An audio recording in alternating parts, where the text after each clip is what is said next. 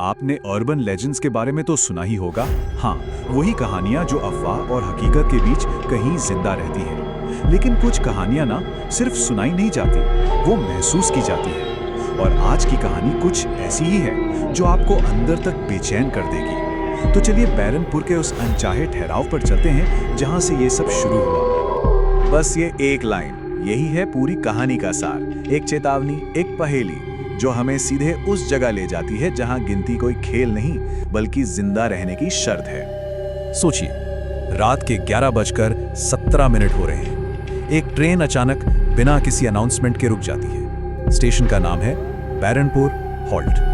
3 दोस्त समीर, पंकज और राहुल ट्रेन से उतरते हैं और उन्हें घेर लेता है एक गहरा भयानक सन्नाटा। इतना गहरा कि उन्हें अपने ही कदमों की आवाज डराने लगती है। स्टेशन के ठीक बाहर उन्हें एक पुराना सा साइन बोर्ड मिलता है जिस पर यह अजीब सी चेतावनी लिखी है। पंकज तो इसे मजाक में उड़ा देता है, पर राहुल, उसे ऐसा महसूस होता है जैसे अंधेरे में किसी ने उन्हें देखा है और शायद गिना भी है। उनका गांव तक का वो सफर वो कोई आम सफर नहीं था। ऐसा लग रहा था जैसे रास्ता जानबूझकर उन्हें भटका रहा हो। जीपीएस भी कंफ्यूज था और फिर जैसे किसी ने अचानक पर्दा हटा दिया हो। उनके सामने बैरनपुर गांव आ जाता है। अब गांव की बनावट देखिए। हर घर के बाहर एक लकड़ी की कुर्सी रखी है और घरों पर नंबर हैं, 1 2 3 4 5 6 और फिर सीधा 8। घर नंबर 7 है ही नहीं, वो गायब है। और उनके इस सवाल का जवाब जो उन्होंने पूछा भी नहीं था, अचानक कहीं से एक औरत प्रकट होकर देती है। उसकी आंखें एक पल के लिए भी नहीं झपकती। वो न सिर्फ उनके सवाल का जवाब देती है बल्कि उनकी तरफ देखकर कहती है, 3 आए हो, ठीक गिनती है। वो औरत उन्हें रात गुजारने के लिए एक घर तो दे देती है, पर जाने से पहले कुछ बहुत जरूरी और अजीब से नियम बताती है। और जैसे ही उसके शब्द खत्म होते हैं, घर का दरवाजा अपने आप बंद हो जाता है।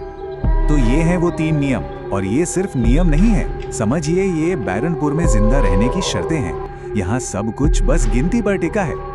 तो अब तीनों दोस्त उस घर के अंदर हैं। हवा का नामो निशान नहीं, फिर भी मोमबत्ती की लौ बुरी तरह कांप रही है। माहौल में कुछ ऐसा है जो ठीक नहीं है। वो पहला नियम मानने का फैसला करते हैं, गिनती करने का। पंकज कहता है 1, समीर 2, राहुल 3। गिनती बिल्कुल सही। एक पल के लिए, बस एक पल के लिए उन्हें थोड़ी राहत मिलती है। वो वाकई 3 है, ये शायद नहीं। और यहीं से असली खौफ शुरू होता है। राहुल को अचानक कुछ बहुत भयानक महसूस होता है। लोग 3 हैं, ये तो ठीक है, पर कमरे में जो सांसों की आवाज है वो 3 नहीं है। कमरे में एक चौथी सांस भी है।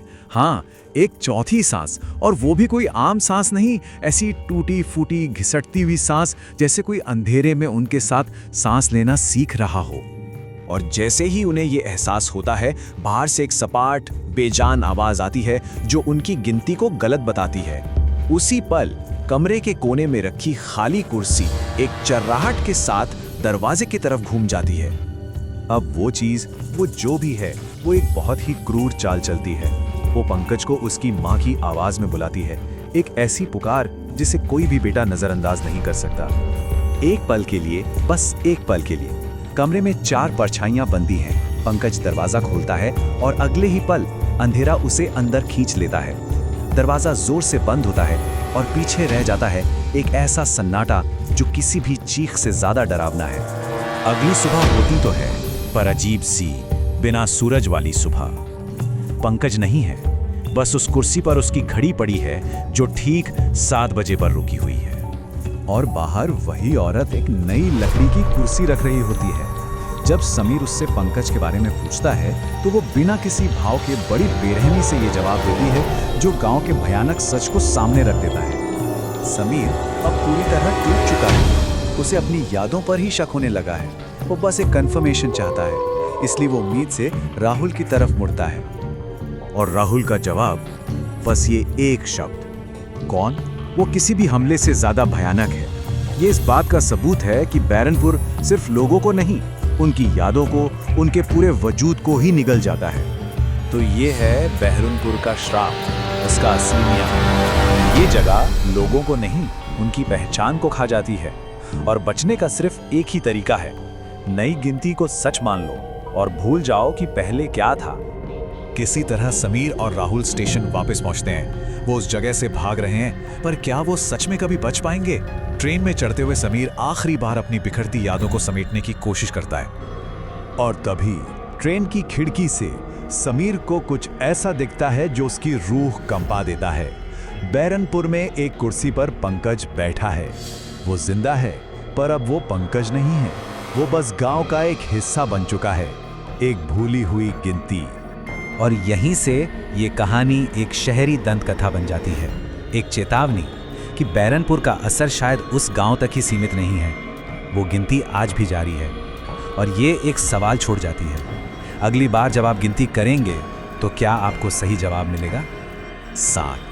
वो नंबर जो गायब था, वो जो बैठ जाता है, शायद ये सिर्फ एक नंबर नहीं बल्कि एक खाली जगह है, एक चेतावनी जो हमेशा याद दिलाती है कि बैरनपुर में गिनती कभी पूरी नहीं होती।